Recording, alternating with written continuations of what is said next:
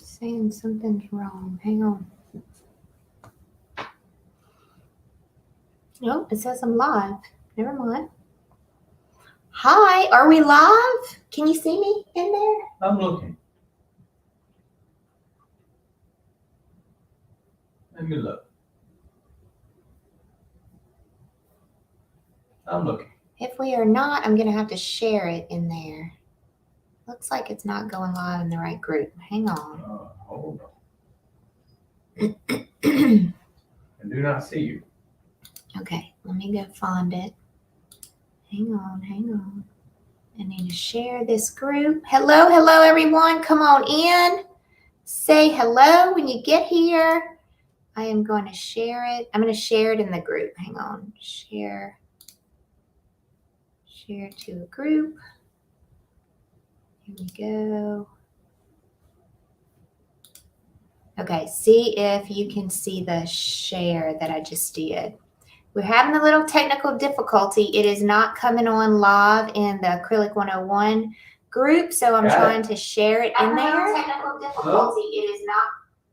You got it. Everyone's been live for many minutes. All right, so you should be able to find me. I don't know why it decided. Connie Pennington got a notice when you went live, and I don't have a microphone. Oh, microphones. Here we go. Hello, everyone. Here you go, babe. No, come on. There we go. Good job. All right, are y'all ready for day 2 of Acrylic 101? Come on in and say hello when you get here.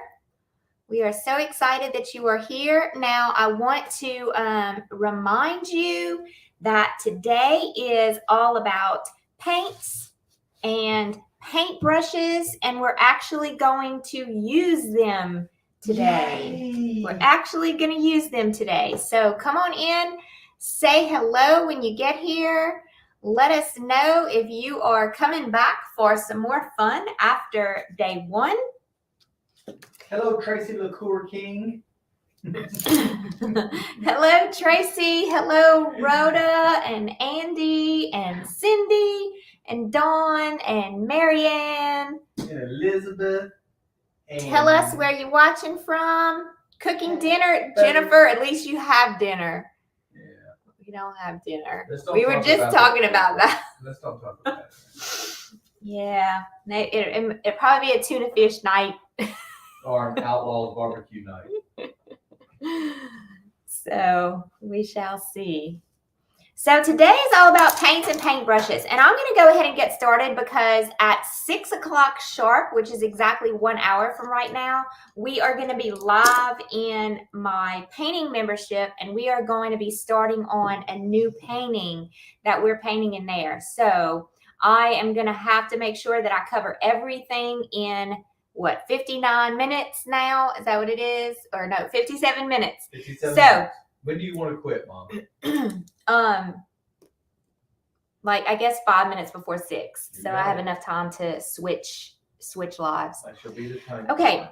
So Michael's going to be there keeping me on track, and we're going to do 2 things tonight that are like pretty much kind of like separate things. We're going to talk about our paints and our paintbrushes for about 20 minutes, maybe not even that long. And then we're actually going to put some paint on the paintbrushes and use them and experiment with what they do, okay? And then the last thing we're going to do, we're going to take a 20-minute painting study right here, if you can see that. And we are going to, I'm going to paint this with you. I highly recommend that you don't try to paint it with me. You watch and you paint after, or you watch it.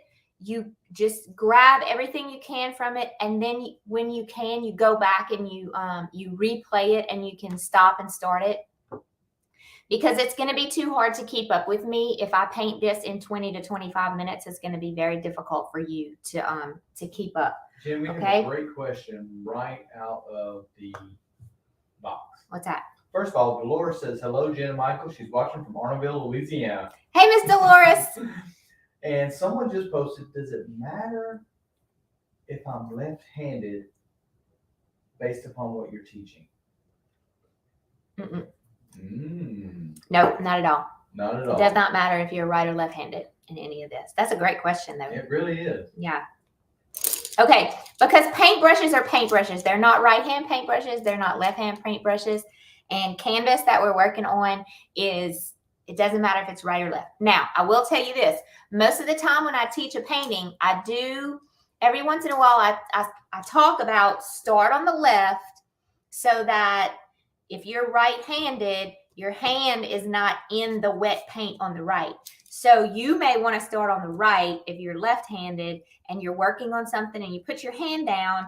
You would want the wet paint to be here and then work your way through so that the paint is not going to be wet where you put your hand. Okay, so I hope that makes sense. Yes. Question, can I use Michael's raising his hand. watercolor paper instead of mixed media? Yes, you can. This is actually watercolor paper right here. Okay, so that is what I'm going to be using in just a little bit. Okay, Whoa, so Michelle. the paintbrushes that I told you, I think I told y'all, I don't know if I tell you all three of these, but this is a set of paintbrushes that I bought the other day, and I really like them. It actually has a lot more than this. They're all flat brushes. I'm going to take, let's see if I can find most of them. Yeah, here they are. It's a brand new pack that I just opened just a little while ago. So this is the pack that comes with it. I'm going to put them in order for you so you can see. They're all flat brushes. So I purposely bought this set because I wanted all of the brushes to be flat brushes because I am I'm working on learning how to use flat brushes more than anything else in my work because of the style of painting that I like to do, which is this kind of style. Okay. And that kind of style, which is kind of like the impressionistic style, it really lends really well to using flat brushes in the work. And so we're going to look at that today. These are way too big for what we need, what we're going to be working on. So you can see all the numbers, 20, 18, 16, 12. What brand are they, Jen? Fine Touch from Hobby Lobby. Fine Touch from Hobby Lobby. It came in a whole set just like this. And I would guess that there's a 10, and I just don't know where it is. Oh, look, here it is. Oh, that's a 14. Okay. There's a 14 and there's a, oh, here it is. There's a 10. Okay. Yeah. I missed some of them. So you see that we got all the numbers here. And I mean, we can talk about paintbrushes for days, but the numbers Please no. The numbers don't necessarily correspond over all brands. Okay, your numbers are not going to be exact. If you're using a Fine Touch number 2 flat brush, and I should have maybe gotten some examples, or if you're using, well, I use Fine Touch a lot, so most of my paintbrushes are like all that brand. Here's one that's not that brand. This is another one that I like, a Zen Royal and Langnickel. It's a number 10, but it's an angle brush. And look, if you look at this number 10 angle brush and you look at this number 10 Fine Touch, they have nothing in common with one another, but they're both number 10s. Okay. The only thing I can't see anything in common with these at all, but they're both considered number 10s. So I honestly think, and this is just my educated guess, I honestly think the numbers correspond to the set of paintbrushes that you have at the time. Mm-hmm. So this is a universal set. They all come from the same maker and they're all flat brushes. So the number 2 is obviously going to be the smallest. And then brand new? Yes, they are. They are brand new, baby. But all together, I bought these 40% off at Hobby Lobby, and they come in what? What do I have? 10 of them? 1, 2, 3, 4, 5, 6, 7, 8, 9, 10. I have 10, and I probably paid like $8 or $9, depending on, yeah. That's a Yeah. great deal. Yeah, it's a great deal. So that's actually what we're going to be using. You can already see the ones that I use the most of. These two are the ones that have been used. You can tell that their colors are different. I haven't even used any of these other ones yet. Question. Yes. Someone has a question. If you, what doesn't make sense understanding it. If you only paid $8 for these brushes, why don't you just use those brushes for all of your paintings instead of buying all the other brushes that you have collected over the years? That's not a question. Sorry. I'm looking at the comments. I'm like, I don't see that question. Who asked that question? You can see the comment? I can see the comment. Okay. You know, it's just fun. It's just fun. Hey, at least I'm spending my money on stuff that keeps me happy. Hey, You know it's what not I'm crack. saying? That's a good Yeah, thing. it's not crack. Yeah. Okay. All right. So there we go with that. So I'm going to use these flat brushes here as soon as I can get my chair to work right. And I'm going to show you how I'm going to use them. Also, this is a really good brush that I use a lot. It is called a filbert brush. It's got the rounded edge at the top. Okay, and then the other brush that I use very seldom, just when we're doing some highlighting at the end of a painting, I will use this liner brush. Okay, this liner brush. All right, so these are the most important paint brushes that we'll use, and then we're going to talk a little bit about paints. And you can, like I said before, you can buy. I'm going to just pull out a bunch of different paints that I have. You can buy craft paint. You can buy the little, containers like this. There's no problem with that. The biggest difference you will see in this compared to what I'm going to be using is the thickness of the paint. This is super, super runny. This deco art is very, very runny, and its pigment is a lot less. And when I say pigment, we are talking about the amount of color in the paint. Okay, this is going to have a lot less color in it than a professional grade brand that you would buy. All right, so what I want to do is I want you to learn how to read your paints really quick. We're going to talk a lot more about this tomorrow, about the opacity of the paint. Some paints are more transparent than others when you buy them off of the shelf. And this is what you look at. You see this little square right here? I'm hoping you can see that. I'm going to try to get it to, there we go. Okay, you see this little square right here? Some of them will be half covered in. Some of them will be fully covered in. That's completely covered in. This is one that's completely covered in. See, they're all going to have this little square on them. Okay, here's one. I'm going to try to find one that doesn't have it all completely covered in. Let's see. Okay, here's one. This one is not covered in at all. See, it's white. It's clear, basically, is what that's saying. So this is a more transparent paint. Okay, when you put the paint down, you're going to be able to see through, and I could demonstrate for you. We're actually supposed to do this tomorrow, but we can do it today. Nope. These always give me trouble. My paint doesn't come out. So this is really transparent, and you'll be able to see. Now, you're not going to see. I'm sorry? Rhoda said a square or a circle? A square. Okay. Did I say circle? Sorry if I said circle.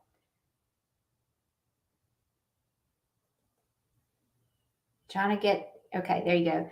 Okay, so you can see the pigment in this color. It's super, super bright because it is a Liquitex acrylic. It's one of your brands that's just a good brand to get a really, really, really nice color. And then this is what's called semi-transparent. It's got like half of the square is covered and half of it is not. And so you'll see that this covers a little bit more when you put it on. Okay, see how it's just a little bit, the coverage is a little bit better. And then I don't have a blue that's completely opaque in front of me. Ginger, a quick question by Debbie Messer. So But there's also a sun with a number in it. Will that be explained later? I don't know what that is. So Sylvia says there's no squares or circle on my paint artist loft. No, Artist Loft is not a professional grade paint. Artist Loft is a craft paint. That's why. And that's what you suggest is if you're starting out, use craft paint so it doesn't cost a lot of money. Correct. Yeah. Yeah. So that you're not going to have those things on your craft paints. This is just the two paints that I'm explaining. Let's be frugal, guys. Let's do this. Yeah. You definitely, if you don't want to use the expensive paints. And I mean, they're not even really that expensive.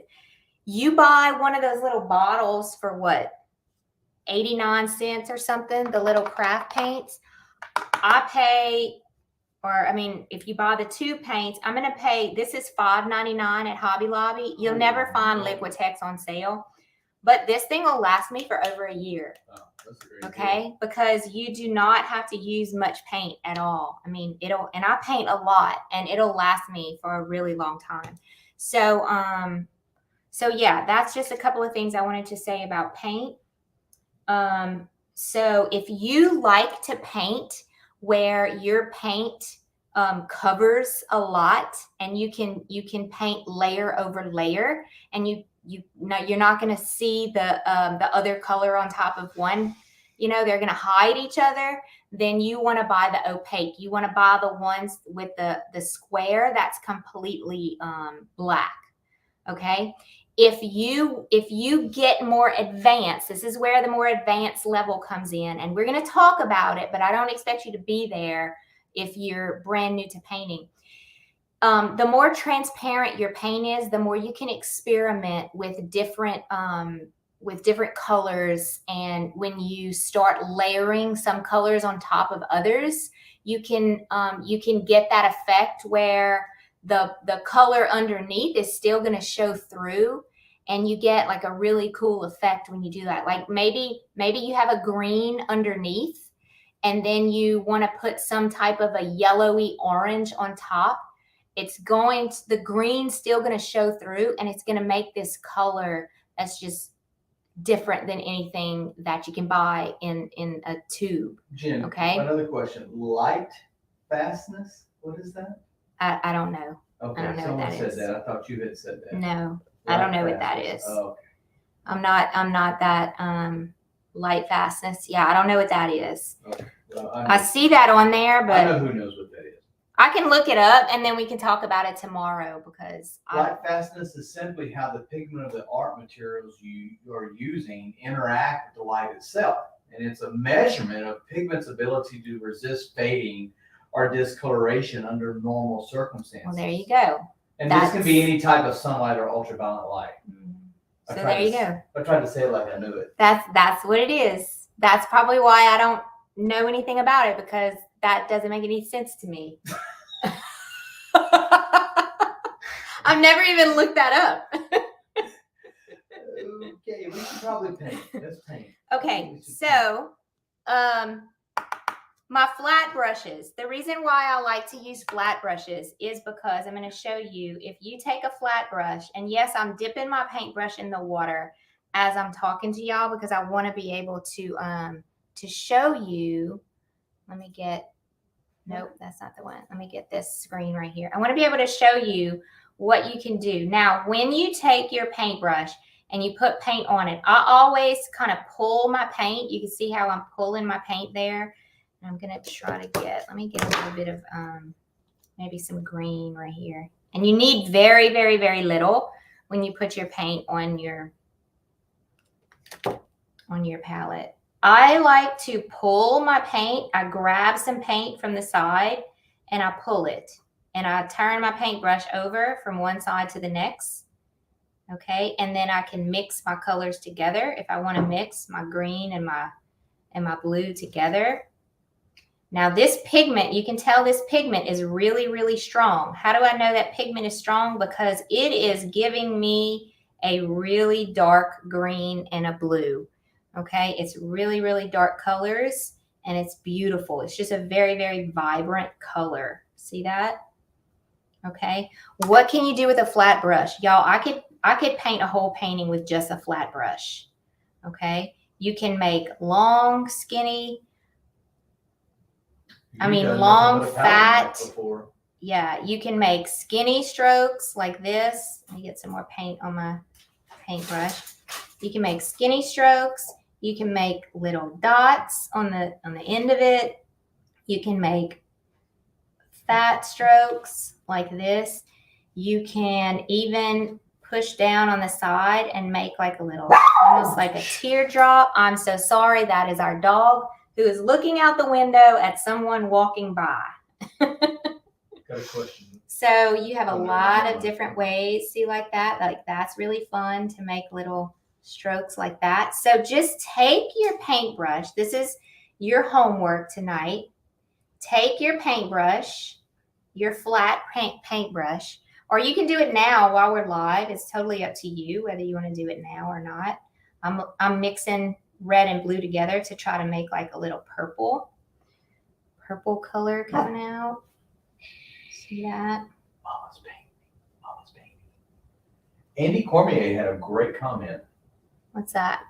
You ready for this? Mm-hmm. Quick tip.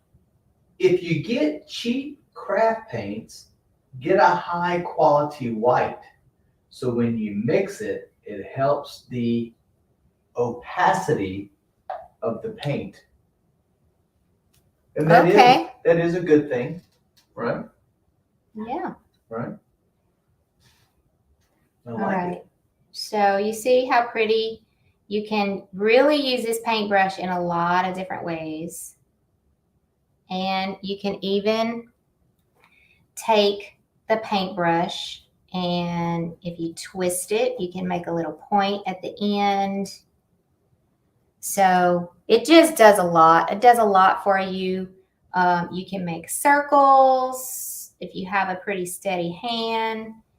I even use it to make circles, like you can press down. You can press down with it and you can twist it. You can make a circle. It's just a really, really good paintbrush. Okay, so if you have any paintbrush, I would definitely make sure that you have a flat paintbrush. Okay, the other paintbrush that I wanted to talk to you about that we may use, well, we are going to use on our main painting, but that is the filbert brush. And the filbert brush does some really fun things because the end of the paintbrush you can see is rounded. So it allows you to, especially like to make leaves and things like that, it's already got that rounded tip for you at the end. And so it's much easier to make round edges and curves and things like that. It just makes it a lot easier to make certain shapes. You can do the same. You can use the side of it and play around with it. You can make straight lines with a filbert brush as well. Okay, you can do just about anything you can do with a flat brush except make that straight line right on the end. You see that straight line right on the end? So the flat brush is really, really good for when you're painting a painting that might have something that you need to make sure you have 90-degree angles in. So that flat brush will come in handy if you're doing, like, if you have, you know, if you have like a born or something like that, which we are going to be drawing and painting later. This is a lot more difficult to get in those corners. See, like that? That's super, super difficult to get in those corners. But if you have a flat brush, then of course, you know, you can easily just come on in here. You can pull down and you can get into those corners a lot better for all of those little things. Okay? That's what I'm talking about. So yeah, that's the biggest difference between the two. And I love both of them. They are a lot of fun. I use a filbert brush to make clouds. I use like really big filbert brushes to make clouds. That's really fun because you know your clouds have a lot of they don't have straight edges. You know, they have a lot of curves in them and kind of like cottony, bubbly look, you know. So that's what I use to make my clouds. Everybody uses something different. There's not just one way to make, you know, to paint. You can definitely use different paintbrushes for different paintings. We can all paint the same painting and use different paintbrushes, and it'll just give the painting a little bit different look. So the other brush that I have is a liner brush. A liner brush is basically, I like to use a liner brush when I'm making those little, kind of like the little extra little swooshes around the edges, like highlighting things. I like to use the liner brush for that. I especially like to use a liner brush when I'm making branches and I have a tree and then I have a bunch of little branches that I'm you know, going out with like this. I will use a liner brush for that. So that's a lot of fun as well. Actually, my liner brush is my least favorite brush because I don't have a lot of patience for little details. It's not where I like to spend most of my time in painting. And so, you know, everybody's got their own style. And my style is not about those little details. I just don't like all the little details. So you have to figure out what your style is. And of course, I know you've seen a lot of my paintings before. Sometimes I paint really tight, and I do have, I do use really specific details on things. Like the painting that, I'll show you the difference in these two.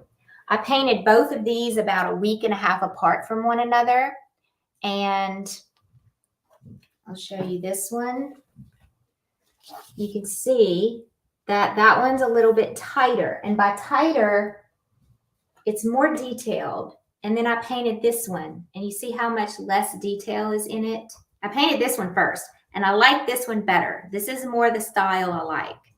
Okay, you see how my trees are just, they're just kind of like blobs. They're not really trees. They're just a lot of, actually, I'm going to show you that today. We're going to paint in just a minute. They're just a lot of little blobs of paint on top of each other that resemble trees. And I'll tell you how I do that over the next few days and how we get that certain look. Okay, this one's got a little more detail. I had a purpose for this one. I wanted to paint a rocker. A rocker, you have to have a little detail to paint a rocker. I also wanted to have a flag in the painting. So those were the two things that that were really important to me. Also, the perspective. We're going to start painting this one tonight in our tribe. I wanted to talk more about perspective in our tribe. So I made sure that I had some type of painting that really used a special kind of perspective. And shadows. See these shadows down here and the sunlight coming in? I really paid attention to all of those kind of things when I was painting that one. So that is what I wanted to say about that. And I'm done talking about paints and paintbrushes because guess what we're going to do? We're going to paint. This is what I want you to do if you're going to paint along with me or if you're going to paint later. I put in the Facebook group, in the Acrylic 101 group, I put two, let me see if I can find them and I'll show them to you. I put two reference photos. One of them is in black and white and one of them is in color. And this is an actual, let me find the other one. Where is it at? Desktop. Oh, I know where it is. It's in Acrylic 101. Hang on.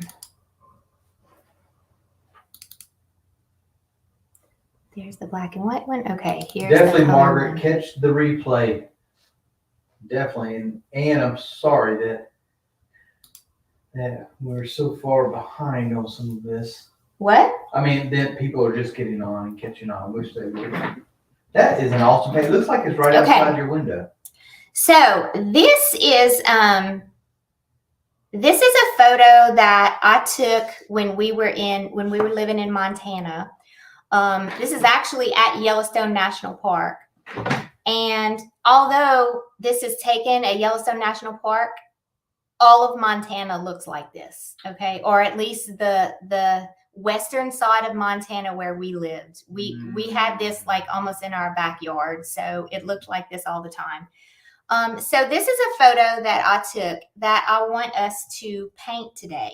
And I'm going to talk through while I'm painting this. I'm going to talk through what I'm doing so you can understand my reasoning and my thinking on why I'm using the colors and why I'm doing certain things that I'm doing. What I also did for you was I just recreated this photo in black and white. And the reason why I did that is because what we're going to do when we paint this painting is we're going to focus on the darks and the lights, which is our values. That's called value, okay? We're not really going to focus on the colors, okay? I know you look at this painting and you're like, oh, it's beautiful. I love all the colors. I'm going to use different colors than what this painting actually has, or this picture actually has in those spots, okay? So I wanted to use the black and white. Basically, what I'm trying to say is if you can, it doesn't matter what color you use, if you can get the values right, then your painting is going to have dimension. Okay, and that's what everybody wants. Everybody wants, that's one of the things that when I asked you in the group, what is a struggle that you have? One of the things that you said was having dimension in my paintings. So if you notice in this painting, you can see when you look at it in black and white, you can actually see we've broken this painting down into 3 colors. And those colors are black, white, and gray. But the gray, of course, is kind of like, you have a little bit of a darker gray, a little bit of a medium gray, a little bit of a, so there's some area, there's really more than 3 colors is what I'm saying. But everything is just black and white. Some areas have a little more white. Some areas have a little more black. Okay? Yes, sir. 2 questions. How do we view the replay?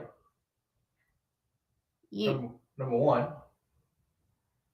You just go to the Facebook group. And can they print off the photo? Yeah, it's in the Facebook group. Right Everything's in the Facebook group. Right on. Yeah. So if you go in the Acrylic 101 Facebook group, everything is in there already. All right. Okay, so this is what we're going to do. Let me show you what I have done. I have taken. Okay, outside. Come on. Sorry, Mom. I'm gonna take him outside. I think the postman just drove up. Let's go bite the postman. Come on. Okay, so I've taken a 12 by 12 piece of paper. I'm trying to turn my light on right here. Okay, I've taken a 12 by 12 piece of paper. And by paper, I mean, I'm using my acrylic pad that I showed you yesterday. I'm taking my paper and I don't want to paint on a 12 by 12. I want to paint on a 6 by 6. So basically what I did is I just broke it up into, let me plug this up. Our dogs just went crazy. Somebody's at the house or something. Sorry about that. Okay. I'm going to tape off one of these 6 by 6 pieces because we're only going to paint on a 6 by 6 tonight. And so I'm just using what's called artist tape. You can use painter's tape. It'll work just fine. And the reason why I broke this up into 6 by 6s is because I'm going to use this same 12 by 12 for 3 different other 6 by 6s that we're eventually going to paint as well. Okay, so I wanted you to see what we're going to be doing. Let me get this right. And we're going to use those reference photos to paint today. And I'm going to start by putting my paint. You can see my paint palette right here. I'm going to start by putting my paint on my paint palette. And I'm going to talk you through my whole process. So I'm starting with a blank canvas. I am not going to put anything on it. I'm just using a basic acrylic paper. It's almost like watercolor paper. It just does not absorb quite so much. Okay, watercolor paper absorbs extremely well, and I don't want it to absorb that much. Okay, so I'm going with the colors that I told you that I wanted you to have. Red, blue, yellow. Okay, a little bit of white, well, more white than anything, a little bit of black, not much at all. And I think another color I told you to have is a dark green. You don't really need the dark green, but I like using it instead of just having a mix. You can just mix your colors together and you will get, you can get a dark green if you mix your blue and your yellow together. All right. So let me talk you through this and give you just a little guide on what I'm going to do. The first thing I'm going to do is I'm going to take this photo, either the black or the white, it doesn't matter. And you know what? I'm going to put it on the top. Let me get it up there. I'm going to use the black and the white. I'm going to put it at the top so you can see it. Okay. So the first thing I'm going to do is I'm just going to sketch with a pencil. Let me see if I have a pencil. Just very, very lightly. And of course, Michael took my pencil. So, oh no, there it is. All right. I'm just using just a regular pencil. You can use anything. It doesn't really matter. Oh, might be why he put the pencil there. There's no lead in it. All right. Well, I'm going to use this marker instead. We'll just cover it up. All right, so the first thing that I'm looking at when I look at this photo is I'm going to try to find the horizon. And I noticed that all the way in the back, there is a horizon that is not quite in the center. It's a little bit above. So I'm going to just sketch a little bit, and I see that back there, there's just a little, way back there, there's a line back there. Okay, then I also see in this corner, I have a little bit of this lake or this river coming through. And then I have the other side of the river coming through. Now I'm going to pay attention where on the end of this side does the river hit this piece of paper. Okay, so when I look at it, I see that it hits a little bit less than half. It hits about right here, I would say. So when I'm drawing my river, I'm going to make sure that that's kind of like my end point for me. Okay, so all of this is going to be the river. All right, right here, this is going to be where my trees are. So I'm going to have a couple of little trees. This is a very, very rough sketch. This is all I really do. A lot of times I just use a paintbrush when I sketch. And then right here, I have a couple of large branches coming through, one right here. And then you can see way in the back there, you have a few little mountain ranges kind of coming through. Okay, I'm not even gonna do much on that side. Okay, so that's my sketch. That's it. That's all I'm gonna do. Now, what I'm gonna do next is I am going to start, basically it's called blocking in. Okay, I'm going to start blocking in my, not necessarily my colors, but my dark values. Okay, I'm going to start blocking in my dark values. I'm using a fairly small, I'm using the number 10 flat in that set that I had. So I'm not just using black. Actually, I'm not even going to hardly touch the black until the end. I'm going to take my my green, my red. Now, you know, we're going to talk more about our color wheel. Green and red are complementary colors of one another. So when you mix them together, you're going to end up making kind of like a grayish, blackish, brownish color, okay? Because they're complementary of one another. If I add a little bit of blue, I'm just gonna make the color even, it's giving me a dark color without giving me black, okay? That's basically what I'm trying to go for. It's giving me a dark color without giving me a black. I don't want to use a black because if you use black, you can't go any darker than black, okay? So I never like to use black as a dark. I only like to use black as maybe like some little highlights at the end, if that makes any sense. But I do like to use maybe something close to black.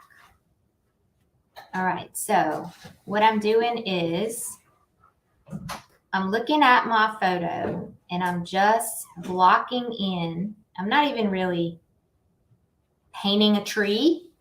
I'm covering in shapes. Okay, I'm not painting a tree. Okay, you see how this color is kind of grayish? All right, there's dark colors right here. I noticed that like all down here, there's darks. All I'm doing is focusing, where are my darks? Where are my darks? Need to mix a little bit more paint. So I'm grabbing my green, yellow, and blue. And this is pretty dark right here. Not really concerned, like I said, about the color. I'm just blocking in the values. This is pretty dark up here.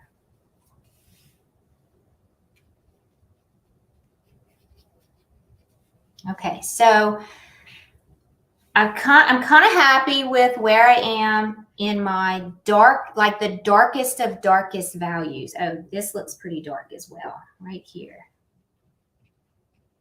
If I'm not mistaken. Yeah, that looks pretty dark. Okay, then I'm looking at the photo and I'm saying, okay, well, the next to darkest, I guess if you want to call it that, I could still use the same color, but I'm going to add a little bit of lightness to it. I'm going to add maybe some yellow, maybe some white, you know, those lighter colors. I'm going to add it. And then I'm going to take that same color, and it's okay if it's a little off. It doesn't matter. Again, we're not really worried about the color as much as we're worried about just the values.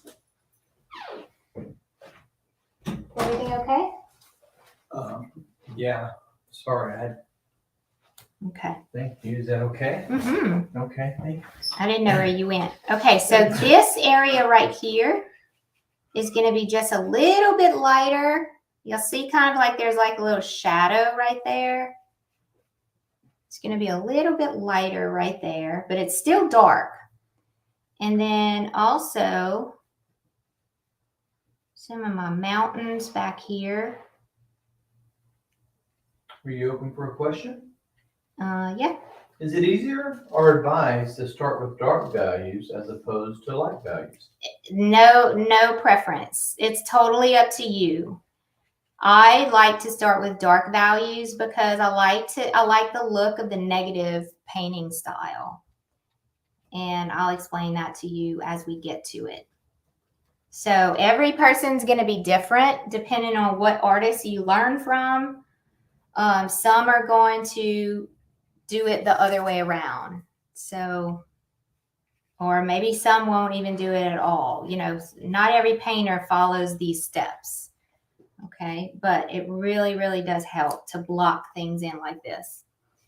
Okay, I'm going to come with a little bit of a darker. Now, I'm not going to stray totally away from the fact that, you know what, I forgot this tree. I'm going to make him a little. The fact that these trees are going to eventually be, you know, have some green to them. They're not going to be purple. But I'm going to show you how we're going to use these colors. Can you give me a time, baby? Yes, 5:44. Okay, so we're doing good on time. I got you. I'm going to stop you in 6 minutes. Unless you want to be 5 minutes still. 5:55 is what I said. Isn't that what I said? So Deidre, I don't know what you mean by that. What would be painting together?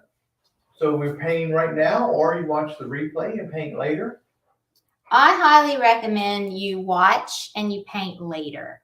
That's just my recommendation. It's just easier because I'm painting so fast and I'm on a basically like a time crunch here. So all right, the next color I'm going with is that lighter shade back there. And I'm kind of going a little bit more green than I want. I'm gonna grab some red. And I'm gonna go red and yellow. I'm gonna go a little bit more on the orangey side. But you see how this color it's lighter than the other colors that I was using.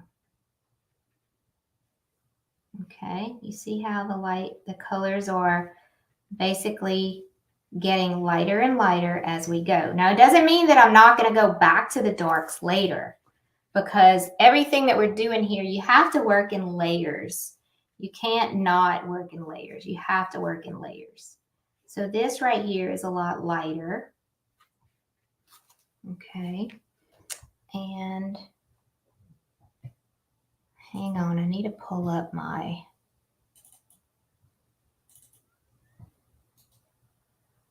Where's it at? There it is.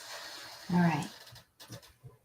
So if you notice right in here, if I'm going to work in this water and it's kind of like a medium tone, I'm going to want to pull in a little bit more blue because I don't want my water to be completely green or purple or anything like that. So I'm going to pull in some of this blue here, and I'm going to get a much prettier color in here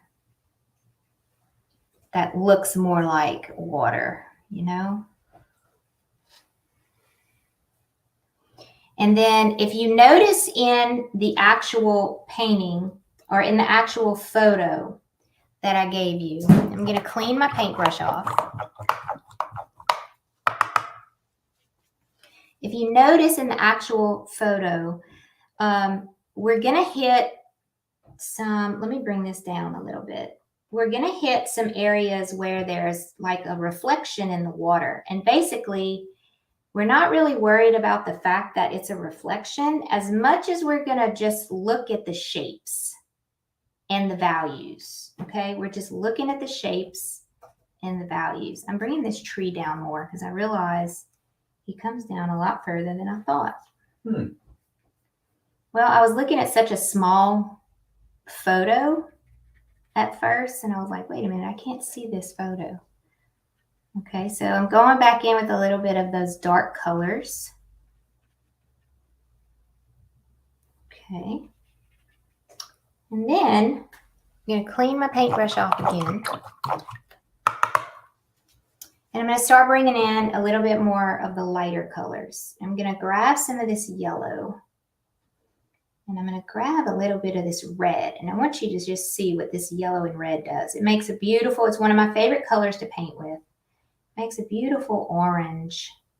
And I know there's no oranges in this painting. However,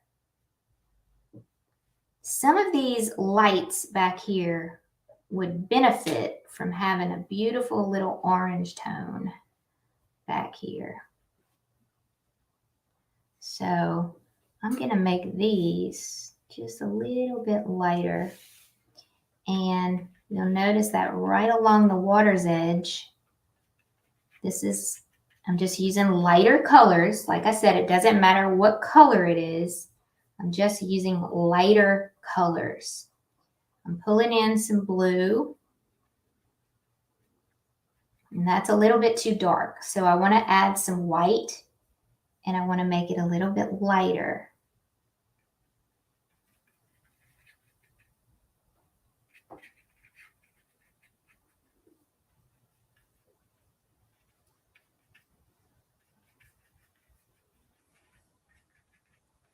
Okay, and then I'm going to add some yellow, a little bit lighter. right on the edge right here.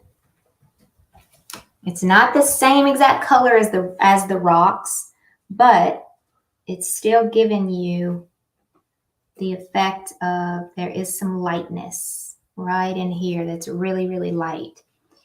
All right, so let's attack these reflections that we can see, and then we'll actually go to the sky as well.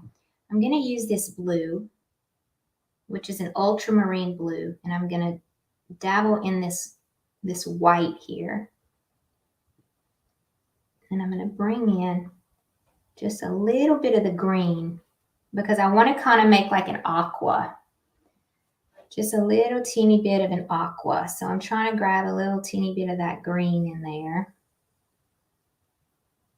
A little bit more white. And right in this area, all of this is going to be a really beautiful blue.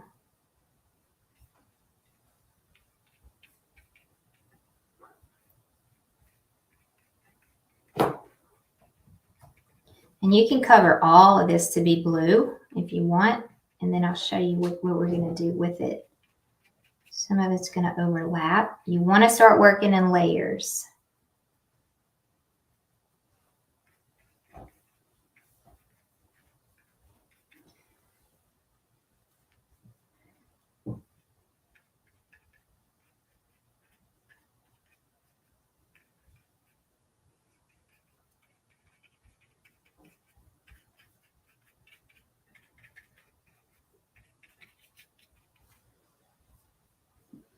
Okay, so let's focus on our reflections here.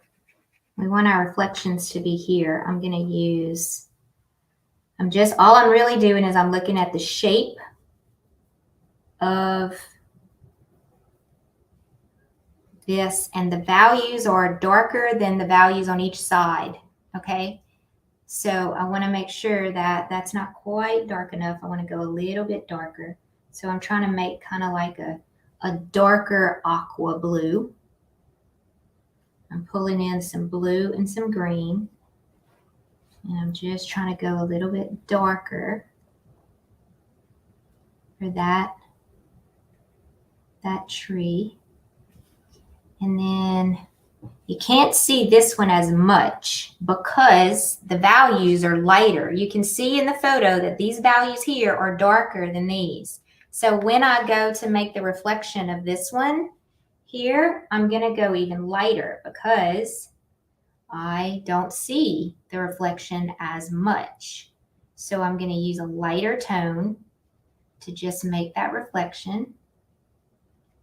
And then if you don't like it, you can always just, what I'm thinking right now is I want the sides of these reflections. This one's good. I like the sides of this. Basically, it's light to dark, okay? The two sides of the reflection are light, and then the middle is dark. Here, I don't feel like my values are contrasting enough, so I'm going to go back to what I had going on there on the sides, and I'm going to go a little bit lighter. So I'm going to mix, just try to make, I don't want it to be yellow. I want to go a little bit more on the blue side. And I'm going to just get a little bit more blue.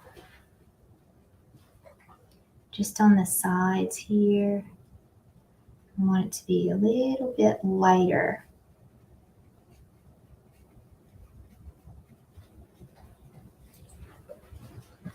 Okay. How am I doing with time? 5:53. Oh, wow. 2 minutes. Okay, so let's do our sky. Okay, let's do our sky. I'm going to dig deep into this blue and white.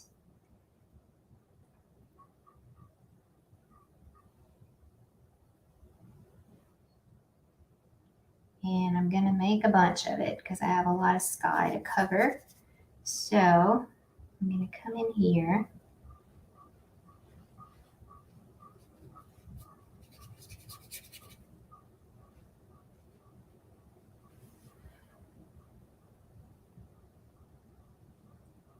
going to start working around my trees. And this is what I call negative painting, or this is what we call negative painting. We're coming in and we're just kind of outlining or like hiding some of our darks with the lights.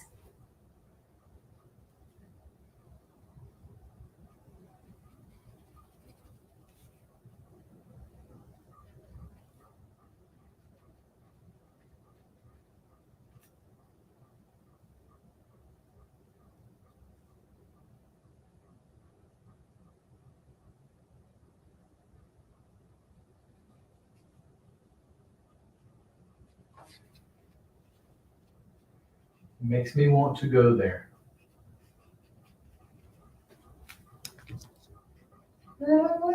Yes, really.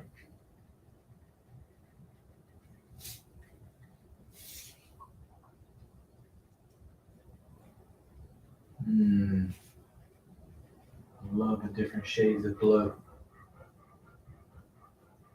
You know? I'm going to come down here. It's symbolic of those skies in Montana. With a little bit more like whites. I probably need another 20 minutes or so on this to get it really like I want it, or maybe 10, You got 15 4 minutes. at 6 o'clock.